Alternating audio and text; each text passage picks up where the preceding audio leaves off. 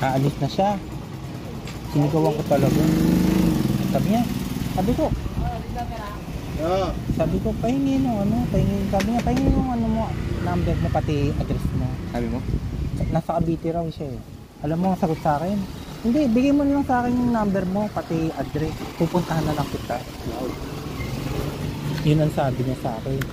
Alam ko, malabo yun. Eh, hindi na bayaran talaga. Kaya inaway ko na lang sa telepono. Asan na yun? Wala na.